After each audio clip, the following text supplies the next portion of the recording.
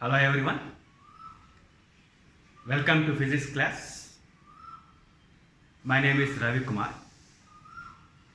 We are doing the chapter of 12th class, moving charges and magnitude. Now in that the topic we are discussing today is Biot-Savart law. Now Biot-Savart law is used to find the strength of the magnetic field near a current carrying conductor. So here there is a conductor, we can take any shape, it is carrying a current I. So due to the flow of current through the conductor, there will be magnetic field around it. So here we will be finding the strength of the magnetic field near the current carrying conductor. Now, here we take a small element of length dl. I is the current in the conductor. Now, IDL is taken as the source of the magnetic field. So, it is a vector quantity. IDL is the current element. So, it is a vector quantity and it is the source of the magnetic field. Just like a stationary charge is the source of electric field. So here a moving charge or a current element will be the source of the magnetic field. Now suppose we want to find the strength of the magnetic field at a point P near the conductor. Here we take the position vector of the point P with respect to O. O is the center of the current element. So I can take a vector OP is equal to R. Then here theta is the angle between the current element IDL and the position vector. So IDL is along the tangent drawn to the curve. So angle between IDL and the position vector is theta. So now we will be finding the strength of the magnetic field. Now just like we studied in electric charges and fields, the intensity, the electric field intensity is given by 1 by 4 pi epsilon naught Q by R square. Here Q is the source of the electric field, that is the stationary charge. The same way we are finding the strength of the magnetic field near a current carrying conductor. Now suppose because we are taking a small element, so the strength of the magnetic field at the point P is dB. You can take a small amount. So dB depends upon, so it is found to be depending upon the strength of the current I, and also it depends upon the length of the current element. So dl is the length of the current element. Then it is directly proportional to sine of the angle between the current element and the position vector, and then inversely proportional to square of the distance. Here distance between P and O is equal to R. So that is R square, inversely proportional to square of the distance.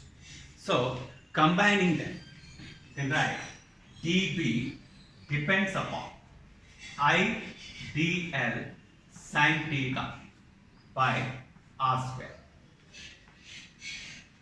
Here we put a constant, just like we have taken 1 by 4 pi epsilon naught in electricity. Here we take dB is equal to mu naught by 4 pi IDL sin theta by R square. Now here mu naught is called absolute permeability. So mu naught is called as it is equal to 4 pi into 10 to the power of minus 7 Newton per ampere square. It is called as the absolute permeability. Permeability means it is the property of a medium which allows the magnetic field lines to pass through it. Or you can also say it is the property of a medium which decides the force between two magnetic poles.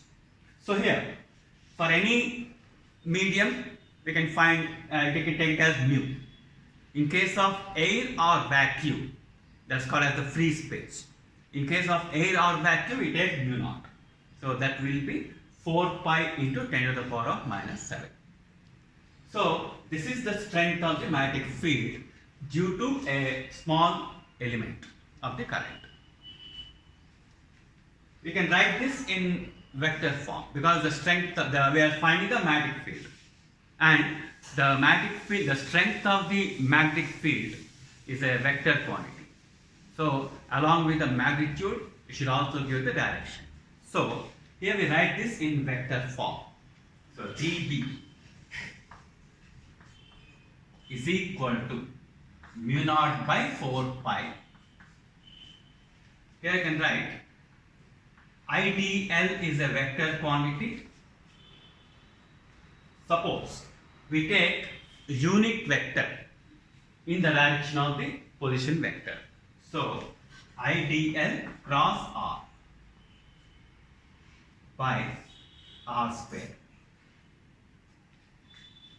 So here theta is the angle between them. So IDL and the unit vector is taken between them, along the direction of OP. So IDL cross R cap divided by R square. Or you can write mu naught by 4 pi. Here R cap means a vector R by R.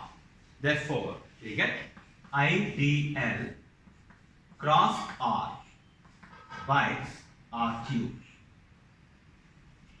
So that is the magnetic field. So we are writing in the vector form. That means the direction of the magnetic field is given as the cross product of two terms here. One is the current element and one is the position vector. So both of them are lying in the same plane. They are lying in the plane of the board. Then the strength of the magnetic field, the dB, will be perpendicular to the plane of the board. Either it can be into or away from it. That we can find out using the right hand thumb rule or right hand palm rule. Means here we indicate the current with the help of the thumb. Then the palm is pointing into the plane. So that means the direction of the magnetic field is into the plane. So it is perpendicular to the plane containing IDL and R, and then pointing into the plane of the board. So that is giving the direction of the magnetic field. So we are giving both the magnitude and the direction of the magnetic field. So this is the Biot-Savart law. Here we are finding due to a small element. If you want to find for the entire conductor, then you can integrate. So total magnetic field is given by mu naught by 4 pi integration of IDL cross R by R. So that is for the entire conductor. Now suppose a charge is moving. A charge Q is moving with a velocity v. So because of that, there is a magnetic field around it. So you can find the strength of the magnetic field at a point P. Now writing the Biot-Savart law here, dB is equal to mu naught by 4 pi IDL cross R by R. Now the current is given by dq by dt or q by dt, right? Charge by time we are taking. Then dl by dt is taken as the velocity v. So then you can write dB is equal to mu naught by 4 pi Here dl by dt represents v and I by dt is q. Therefore q v cross r by rq. So that is the Biot-Savart law in terms of the velocity of the charge. So q into v cross r by rq. So v represents the direction of motion of the charge. So that is the Biot-Savart law in terms of charge.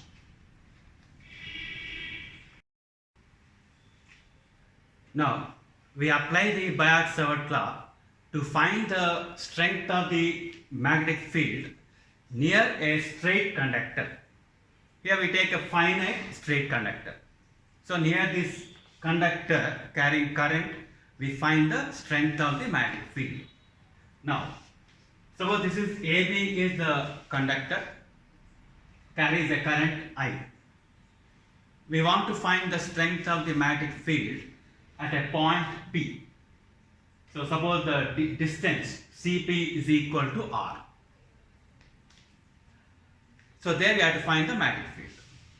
So what we do is, we take a small element. Suppose the dy is the length of the current element. Then you can write I dy is the current element.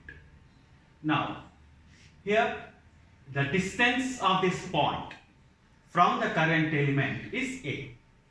So you can take this is the position vector. Suppose the O is the center of the current element. So OP is equal to A, vector A. So that is the position vector you can take. Angle between the current element and the position vector is equal to theta. So we are taking this angle as theta. Now here both ends A and B are subtending angles theta 1 and theta 2 at P. And suppose this angle is phi. So first we find the strength of the magnetic field. So dB is equal to mu naught by 4 pi I dy sin theta by this distance is A, so A square. So mu naught by 4 pi I dy sin theta by A square. Now you take this triangle. So in this triangle, tan phi is equal to, this is y. The distance of the current element from this point is y. So tan phi is equal to y by r. Or if you take cos phi is equal to r by a. So cos phi is equal to r by a, you can write. So a is equal to r secant phi. So from this expression, you can write a is equal to r secant phi. Suppose we differentiate this.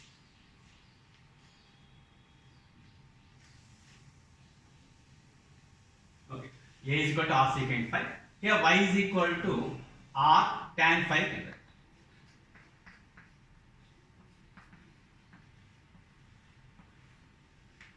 So differentiating this one, dy is equal to r secant square phi d phi. So after differentiating this expression, y is equal to r tan phi, so we get dy is equal to r secant square phi d phi. A we got as r secant phi. Now this we can substitute in the equation. So we will take as first equation. So dB is equal to, here mu naught by 4 pi I, in place of dy, we are writing this one, r secant square phi d phi into we have sin theta.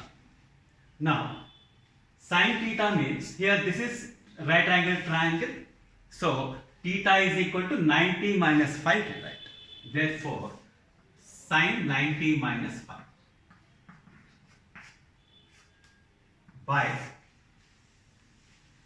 a square is there. Now a is equal to r secant phi. Therefore r square secant square phi. Now this we simplify. So you get dB is equal to mu naught by 4 pi. Here 1 r cancels and the secant square phi gets cancelled. Cos phi. Therefore I by r you can write outside. Cos phi d phi.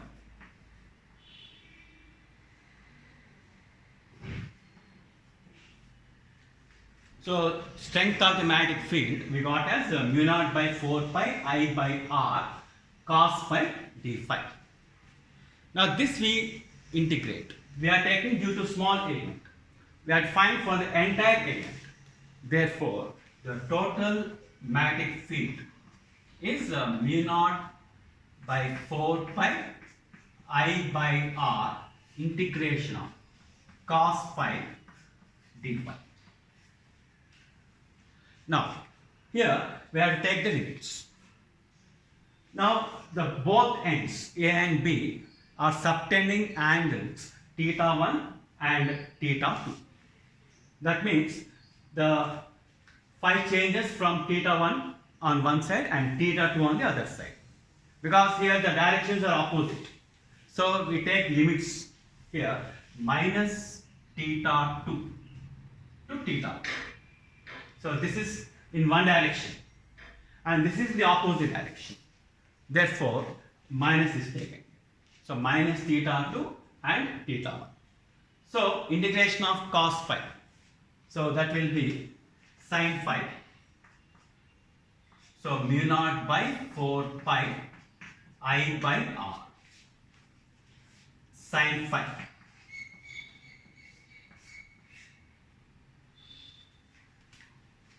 Theta minus theta 2 to theta.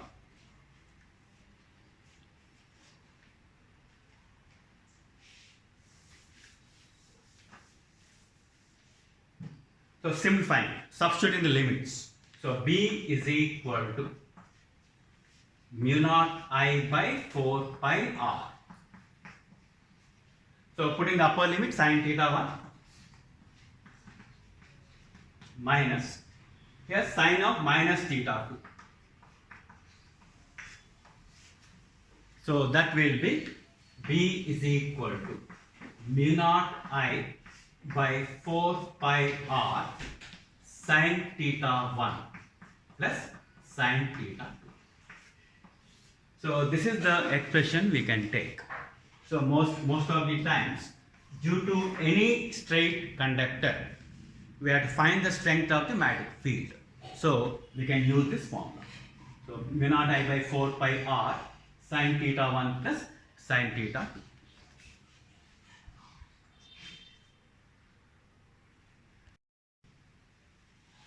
Now we discuss the applications of Bhatt-Savart's law to a straight conductor. Suppose we have a finite conductor. Length of the conductor is given as L.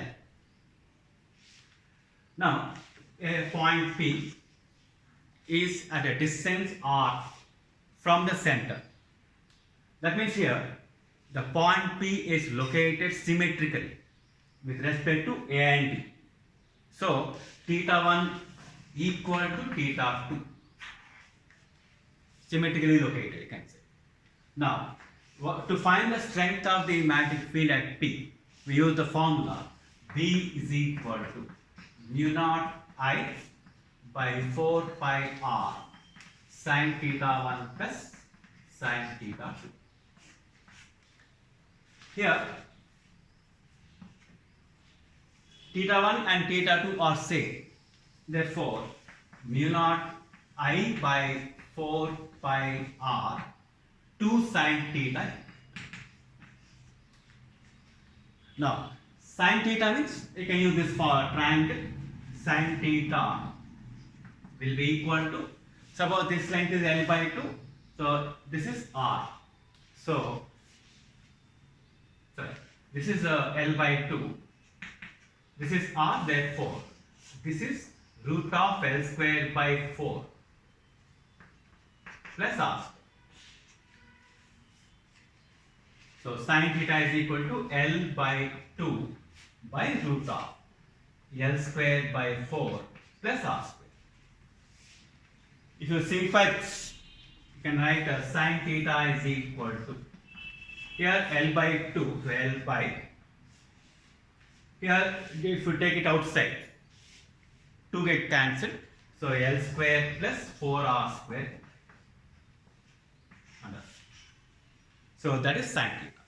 Therefore, B is equal to mu naught I by 4 pi R 2 into sine theta means you can write this one, L by root of L square plus 4R square.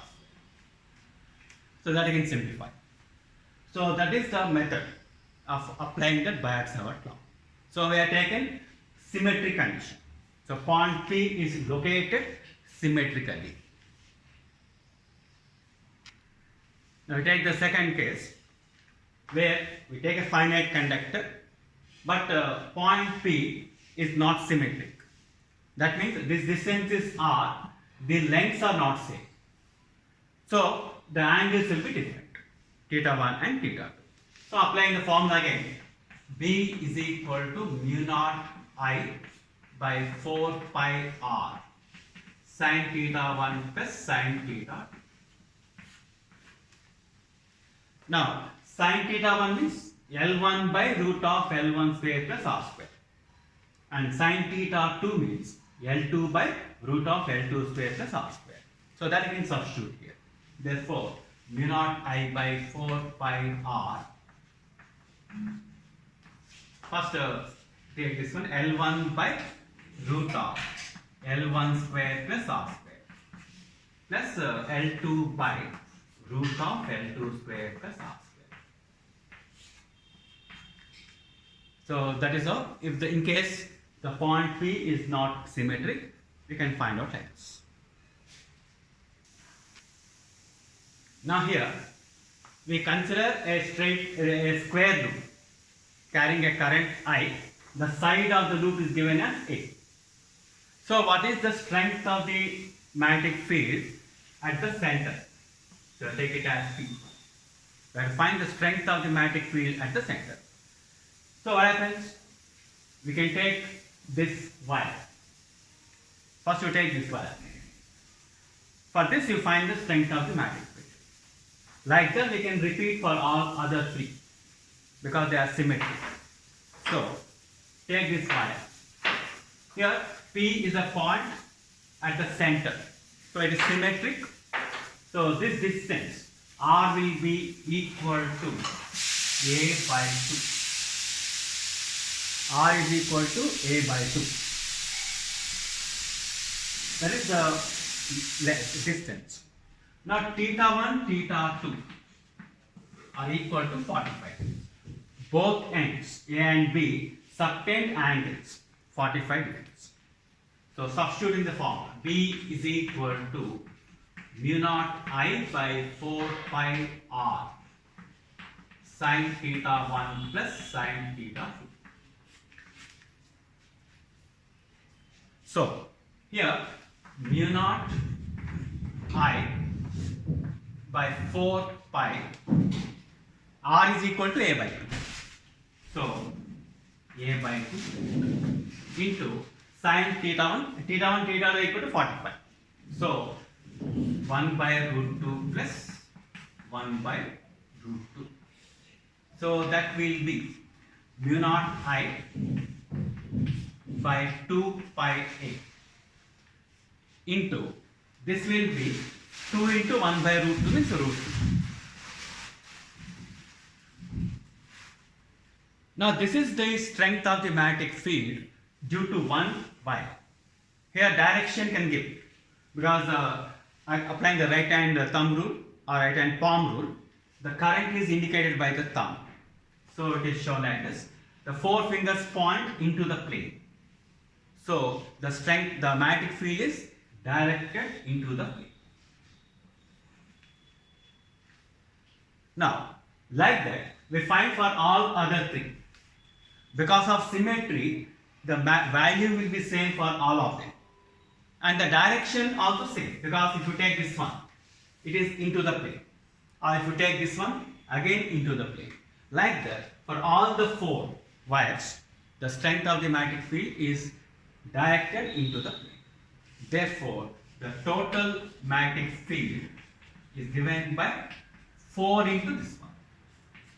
Mu naught I by 2 pi A into root.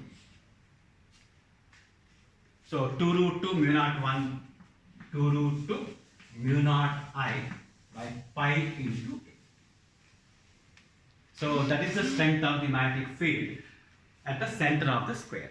So the direction is into the plane.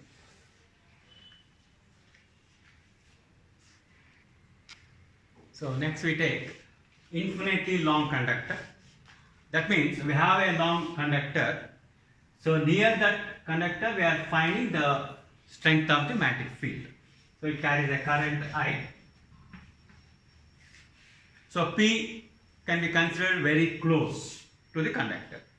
So that means both the ends will subtend angles nearly equal to 90 degrees. Means when the conductor is very long, the angles can be taken as 90 degrees. So substituting in the formula, mu naught I by 4 pi r sin 90 plus sin 90.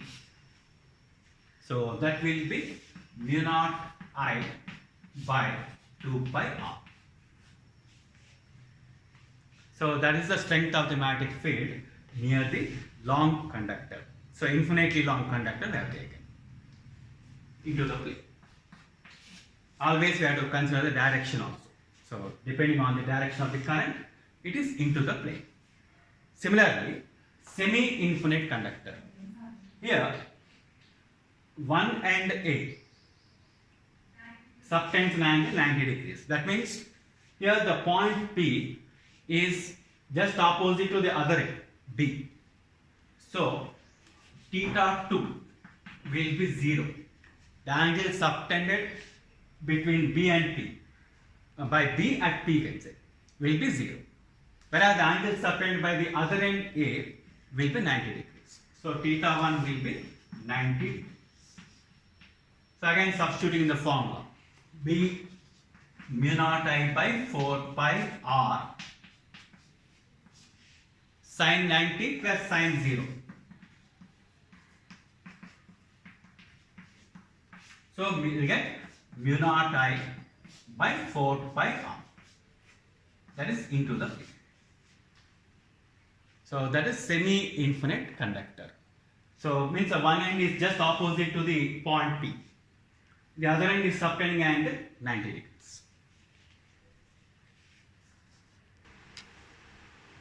Now we consider current passing through a triangular conductor. You can take an equilateral triangle, side A. So what is the strength of the magnetic field at the centroid? So P is the centroid here. So you have to find the magnetic field at that point. So again, first we take any one conductor, AB. So for this conductor,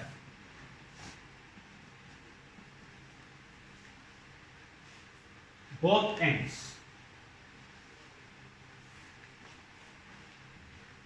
subtend angles 60 degrees each, because this is equilateral triangle.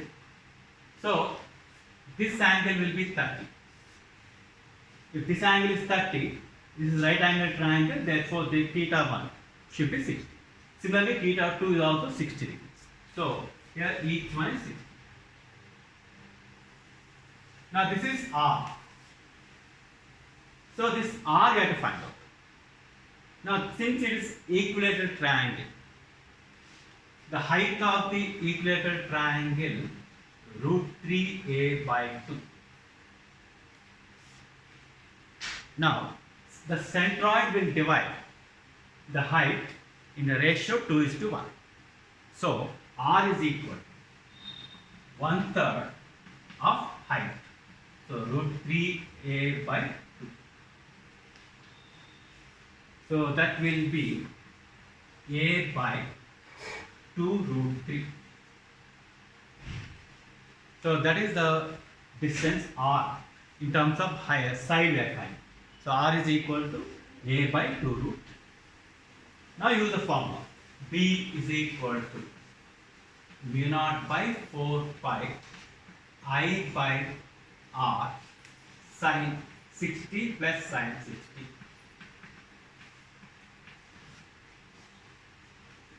So, we are applying the formula. So, mu naught I by 4 pi, R means a by 2 root 3. So, a 2 root 3 goes to numerator into sin 60 plus sin 60. So, root 3 by 2 into 2, therefore, root 3. So, we are getting B is equal to mu naught I, 3 is there here, root 3 into root 3 is 3, and here 2. So, 2 pi a. So, mu naught I into 3 by 2 pi a negative. So, this is due to one wire, and the direction will be into the plane. Applying the right hand thumb rule, it is into the plane. So, if you want to find for the entire triangle, so for this, again the magnitude will be same, direction is also into the plane. Similarly, for this one also, direction is into the plane. Therefore, B is the total magnetic field 3 times here. So, 9 by 2 mu naught I by pi into the plane. So, that is the total magnetic field at the centroid.